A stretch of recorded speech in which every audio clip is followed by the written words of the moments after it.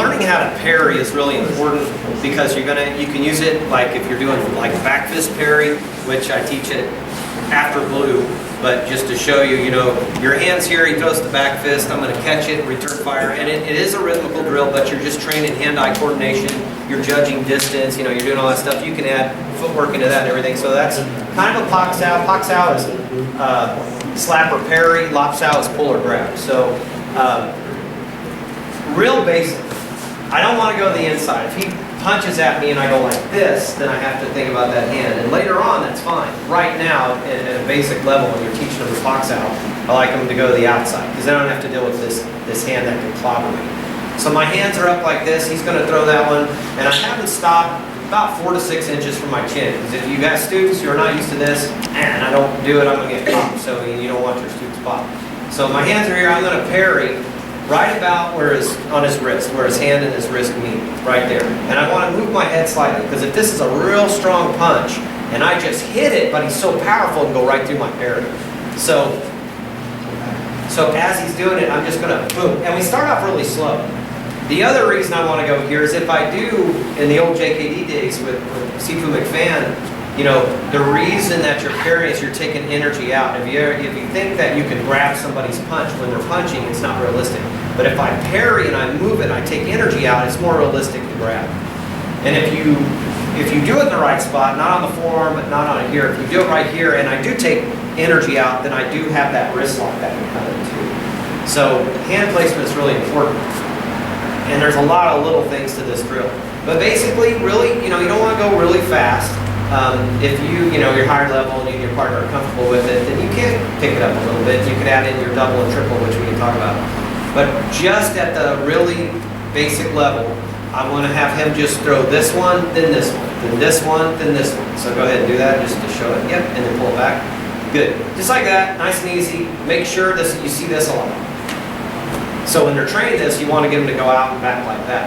So my hands are, they can be semi-open. He's going to throw that one, I parry to the outside. Then he throws that one, boom, boom. Get in here close enough where I don't want to be way out here where it doesn't do me any good. So I'll be close enough to where it's a little more realistic. So he goes boom, boom, boom. And all you're doing without footwork, because we can add footwork in later, is I am parrying to the outside. I wouldn't, and this is just, you see some do this, they'll go, and they'll follow the fist. Make sure you're not doing that. So this is a really good beginning. Later on, there's tons of stuff you can add to this. I can shoot here, come in for my split entry, and then you go and you can do takedowns and everything else for the higher belts. But right now, like I said, who's done this before? Anybody done the single box out?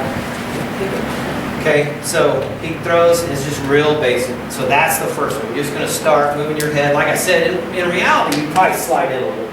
And then you can come up and add in lots of other stuff. Or if you don't have those punches yet, he throws it and I slide in. I could go 1, 2, or he hits it. I could come in 1, boom, ridge. So there's lots of stuff you can do, and you're adding in your laterals to it. But real basic, starting off, especially if you've never done this before, just hit this a couple times, boom, boom, boom. And you're just kind of training your hand-eye coordination, judging distance. You're dropping your hands. Okay, just like that. Everybody got it? Now just add in a little bit of footwork. It'll be a little different on this side. On this side, of course, you would take the angle like you just saw as you're going with the side kick, right? Angle side kick. But you just take that little step. With this side, you should step slide. So, which is more, boxing footwork, but you should be able to do it where he throws that, I'm going to parry, I'm going to step slide, so I get that angle. So you're not going to do this real quick, rapid succession like some of you guys were throwing really fast. Slow down a little bit on this one. So he throws that one. Do it again. So that one. Boom. He throws that one. Boom. And I'm over here. Okay.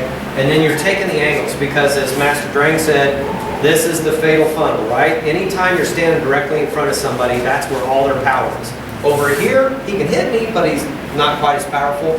Over here, he can hit me, but he's not quite as powerful. But I have all my weapons I can throw from here. He doesn't, basically, right? So use that for, if you're going right lead, it doesn't matter if you can even go neutral stance. You can go right lead, you can go left lead. In theory, okay, which is 99% of the time, left leg's in front, I move it first. Okay? If I want to go this side, I don't want to do this, right? Unless I'm I could set up a spin, technically. But for this drill, you're going to go step slide, or you're going to go over here, okay? And then just add the hands. So he throws that, boom, feels that one, slow down, I got to get reset. There you go, wait, okay. Boom. Okay, so add the footwork into it and cut that angle. Because here I have a good, doesn't matter what I want, if I want to kick, if I want to punch, if I want to shoot in a body lock, no matter what I want to do, I have that open to, okay? Be able to move. So if I'm straight-legged, I can't move. I have to be ready. Okay, and I screen this, if you're in the school, you hear this how many times a day, Patrick? 50 times a day. Bend the knees, because I can't move. I shouldn't spar like this. Somebody quick will eat you up. But even if you're taller, you're going to have a lot more mobility, a lot more speed if you get those knees bent. So let's say he throws the punch, and I do this, okay? It's a little different. If I'm going here, then I'm parrying and I can come in, okay? Especially if I'm doing double. If I go 1-2, and I can break that arm, or I can come in and do all sorts of stuff. Get breath.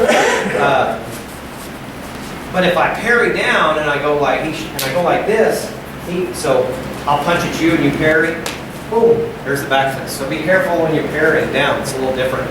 And then of course these pox out drills, the lops out drills, from some systems, not all systems, they're intended to be trained whether you're empty hand, knife, machete, club, escrima. So they're interchangeable, they're weaponless or they're with weapons. So if theoretically in some systems, if he does punch and I have to come down, I want to drive it back into it. So just keep that stuff in mind, because there are different reasons and different techniques for these pox out drills and redirecting energy and redirecting strikes. You don't theoretically, it almost never works, parry, parry, parry, parry, parry. You're usually sparring somebody and you're waiting for them to throw a punch or something, and boom, that's when you're coming in, which I saw you guys do. But that's what it is. You're not gonna, it's not realistic to parry, parry, parry, parry. Keep that in mind. But it works great, like I said, at higher levels. You're back fisting and I wait for it, and he throws that back fist, I catch it and I go here, or he throws the back fist, I catch it and I come in there. So, you know, you look for the opening, and that's basically what you want to do. So that was blue belt. At high blue, I'll remember the other thing pretty soon. At high blue, I'll work on just hand speed and like I said, my double parry, my double pox out. So I'm here and start off again, just have the good posture and stay stationary. So he throws that one, I'm going to 1, back of my hand, 2. Throws the other one, 1, 2. 1, 2, 1, 2, 1, 2, 1, 2. Now, here's another thing when you got students. You don't want to go like this, okay? Because you're overexposing yourself. You want to make sure your hands stay really tight. Okay? 1, 2, 1, 2, 1, 2. Then you can add in your head movement. You can add in your footwork if you want. Okay? But at first, just work on 1, 2. And I'm walking down the arm. Here's the other thing is when this comes out, I don't want to go same spot. I want to walk down the arm. So when you get to hold it out there, when you get to 1, 2, 3, I'm walking down the arm. So I want to get down to that elbow. If I'm here, he bends that elbow, and he starts pushing into me. If I walk down the arm, I get to the elbow on the third one, it's hard for him to push back into me. So you're walking down the arm whether you're doing 2 or 3. So he goes there, I want to go 1, that one goes there, 2, that one comes in, 1, 2. 1, 2, 1, 2, 1, 2, and work on that hand speed and keep it tight hands. The target, right there, chin.